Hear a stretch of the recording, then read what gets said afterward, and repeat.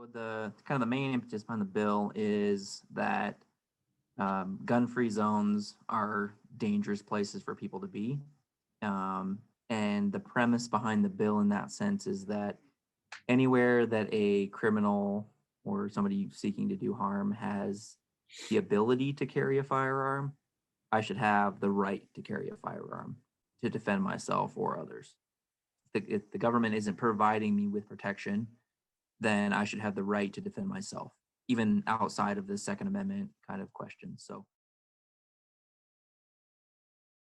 portions of it have. So this is a compilation of several different bills. So I actually carried a bill my first session, I believe, the campus carry. It was a Senate bill. I think it was brought by Representative Carrie Smith or Senator Carrie Smith at that time. I believe that I carried in the House my first session. This was like 3 sessions ago. And then I carried the restaurant carry bill 2 sessions ago, which would have allowed concealed carry in restaurants or bars that serve or restaurants that serve alcohol. Concealed carry permit holders, especially if you run the statistics, are some of the most law-abiding people in the U.S., even more so than cops. So there's no to me there's no compelling state reason to limit those people from carrying guns when they're to individual liberty. We should have we do have the right enshrined in the Constitution, but above and beyond that, the right to self-defense of yourself and your property or others around you has been a natural law passed down all the way back from the Greek philosophers. The idea that as an individual human having value in a free society, you should have the right to defend yourself. And this goes back to John Locke, the Lockean, the treatise on, he said, I have the right to destroy that which seeks to do me harm. And the way that he says it is in a free society or in a lawful society, you can appeal to a higher power to protect you. So you can, law enforcement, government, etc. But his argument is in the right of self-defense, that appeal doesn't work if someone's hurting you at a specific point in time. So if they're not there standing there, I mean, if his kind of argument was if there's a cop standing beside you, you could say, hey, make this guy stop. But if he's not, then it's up to you, and they should afford you that right in the situation. Allowing people to be armed is one of the biggest safeguards against being able to push an opposing ideal onto somebody. If you have an armed society, if every segment of society is roughly armed, it makes it really hard to push them around and to impede on their rights, because you're forcing, they have to do something to you with threat of violence. And if you have the ability to defend yourself with violence, roughly equivalent violence, then it provides a safeguard from tyranny, basically. Kind of the main theme is that guns are scary and people use guns to kill people, and that's true to some degree, but that cuts both ways. If someone says guns are scary, I'm afraid of somebody carrying a gun, it's like, well, so is everybody else. If you had an armed society where hey, if I walk in here, I know that 3 or 4 people are going to be carrying guns, that presents a deterrent, because the argument is always flipped. Well, and this goes into another argument that was made against the bill, that, well, if you have people carrying guns and there's a shooting, the cops are going to show up and they're not going to know who's the good guy and who's the bad guy, and they're going to potentially shoot the good guys. And it's like, well, that's the same argument against someone who would walk in there with a gun. If they walk in with a gun, you don't know who the good guys are. You don't know who the armed people are, who the armed people aren't. Colleges, one of the arguments that was brought up was suicide.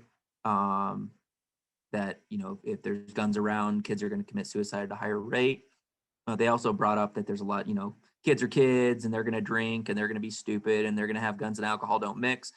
But my argument is like 60 or 65% of college students live off campus currently, and off campus you're allowed to own firearms and you're allowed to drink.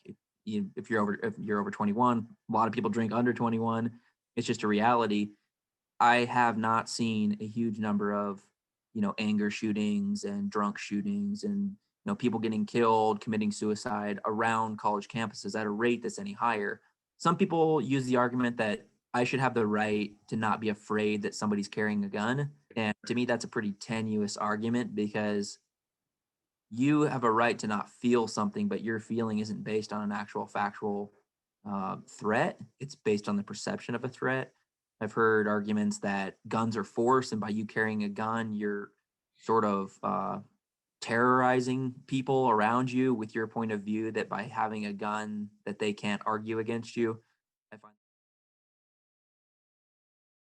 so I did talk with some of the deputies in working with the bill. We had a couple of amendments that I brought later. One of them was to not allow firearms in a um, at an event where they provide security, like metal detectors, limited access, and armed security. So if it was a football game or maybe a concert or something like that, where they'd be limiting people and checking them at the door. I delayed the effective date. So the effective date for the rest of the bill was upon passage. So it was effective weeks ago.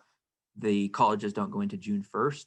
So they don't have to implement it immediately. So it's giving them some time to sort of work through what that looks like. We did just pass an amendment to House Bill 2, which would have provided or does provide, if it makes it to the Senate, $1 million appropriation over the next 2 years to do safety training, awareness, install safes or somewhere to store firearms, metal detectors, that sort of stuff. And then I've also talked with them about potentially doing a study or a study bill over the interim to talk about student safety, student organizations. I think just allowing people to have the freedom to make their own decisions. Anyone should be able to carry a gun at any time as long as there's not a compelling state interest. And if it's working for other states, it should work for us. We should have the maximum amount of freedom.